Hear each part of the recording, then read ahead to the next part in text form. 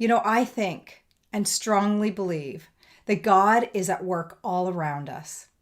And our job is to join him in it and open up the space around us and others so they can participate. We need to change our approach, and here's why. Not just thinking about what do we do online, but actually a whole thinking differently about evangelism. There should be a sense of wonder and joy of being invited to participate with what God's doing in the world. John 15, verse 26, 27 says, "But when the Helper comes," referencing the Holy Spirit, "whom I will send to you from the Father, the Spirit of truth who proceeds from the Father, he will bear witness about me." And then he says, "And you will also bear witness because you have been with me from the beginning." I love my friend, author, theologian, professor Darrell Johnson's definition of evangelism. It's the best I've found.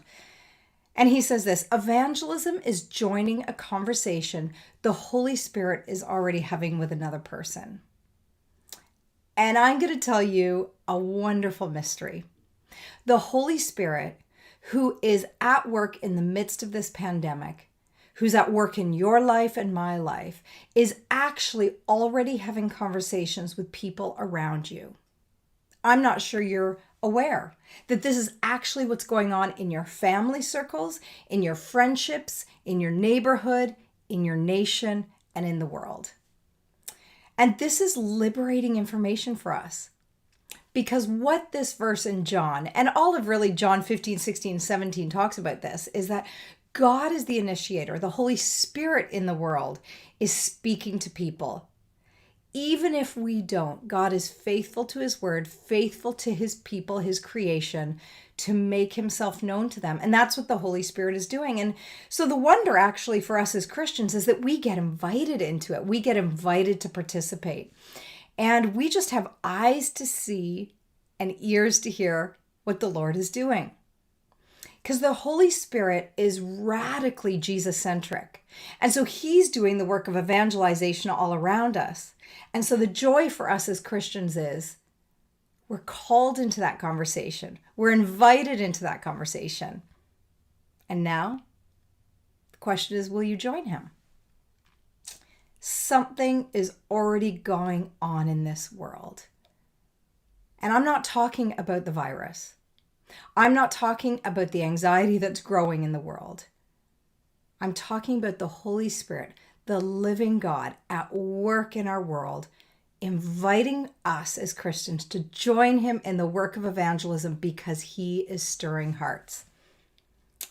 I don't know about you, but I'm hearing all sorts of great stories right now of people that are spiritually questioning right now because of this situation. My friend Trisha, she has been playing tennis with the same group of women since 1986. She has invited them to come on Alpha, which is an opportunity for people to come and explore the meaning of life together online. She's been inviting them to do that for years in person, but for the first time since this COVID-19 outbreak, they said yes. 9 out of 11 of her tennis friends said yes to coming. And they're currently on week 3 of Alpha, exploring the meaning of life. And Trisha's just delighted. She's been praying for years, inviting for years, but there is something that the Holy Spirit is doing now in their lives that she's joining. She's been faithful for years to invite, but it's now that the Holy Spirit has moved in such a way that they're receptive to an invitation. So I want to remind you today, something's going on in this world, and it's beyond COVID-19. It's the Holy Spirit is at work, stirring up interest, stirring up a hunger for what is behind all of this. Is there a God? Who is Jesus? And we have the great privilege of joining him in this conversation. And don't you want to be part of it? I have to say, I have never been more excited about evangelism than I am right now. The number of conversations I'm having with people, the interest that they have for prayer, for encouragement, has never been stronger. And so we have to reorient ourselves, particularly now when any given day your emotions can run up and down. Some of you have children at home. Some of you are far from your grandkids and you can't see them regularly. Some of you are working harder than you've ever worked. Some of you don't have any work. And so there's this crazy life that we as individuals are living. But at the same time, we're asked to reorient ourselves daily to the work of the Holy Spirit in our world. And so we need to change our approach. And here's how. We need to learn to love like we've never loved, and actually to be creative in how we love, given our self-isolation at this point. So we need to learn to live like Jesus. So I want to remind you, what did he do? First of all, he prayed. Jesus always prayed for people. He asked the Father to reveal himself to the people around him. And that's what we're called to do. We're called to ask God, reveal, God, to us what you're doing and how I can join you in this work. So pray like Jesus. Second thing is, he paid attention. So open your eyes. What's happening around you? Not just in your home, but in your neighborhood. Are you aware? Are you listening to people? Are you calling people? Are you texting people? Are you on a WhatsApp chat group? Listen to what's happening beneath the words. Pay attention.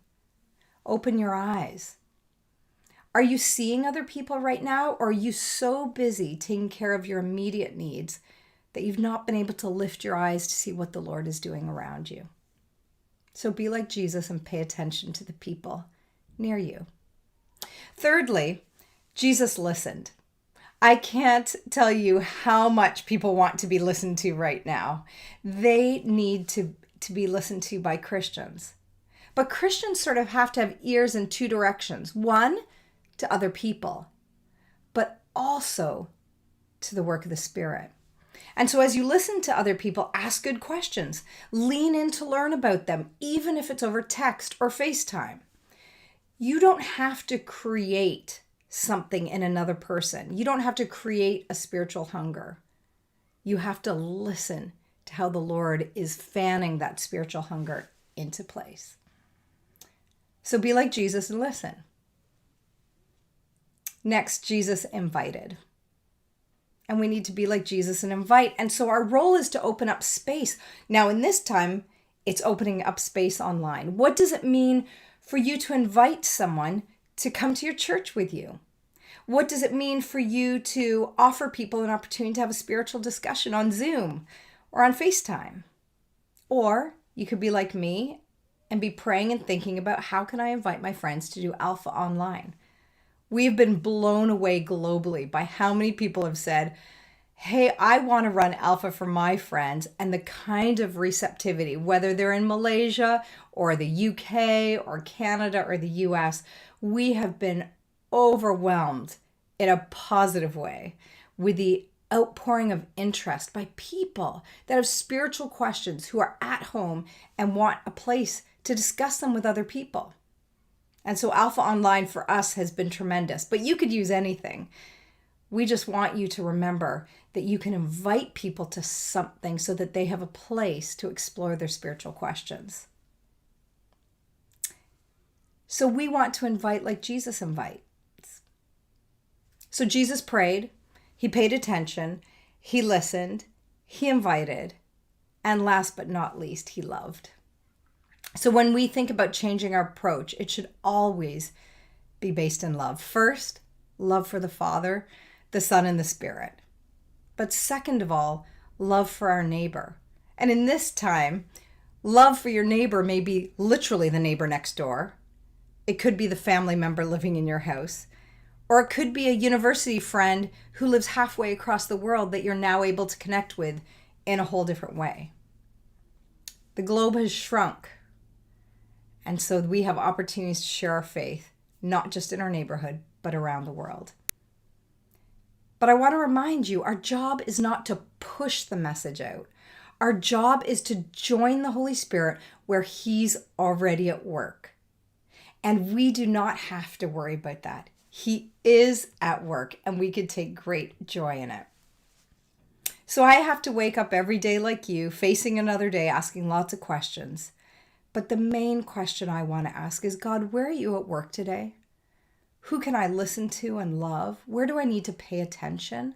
And how can I lean in to listen to you and what you're saying so that I understand how I can join you, Lord, in the work of evangelism? Because I believe you're at work all around me. And I want the joy and privilege of joining you. So are you awake? Are you awake to this wonder that we get to join him in the work he's already doing in the world? You know, C.S. Lewis is one of my favorite authors, and he has this brilliant quote. He says, "Pain insists upon being attended to. God whispers to us in our pleasures. He speaks in our consciences, but he shouts in our pains. It is his megaphone to rouse a deaf world." There is a megaphone right now. It is the Lord. And he's inviting you and I to join him in the work of evangelism. So my question to you is today, will you wake up? Will you humble yourself and say, Lord, things are tough, but I want to be where you're at in the world and join you in the conversations you're having with my friends and family all around me. This is the Lord's day. Let's join him in his work.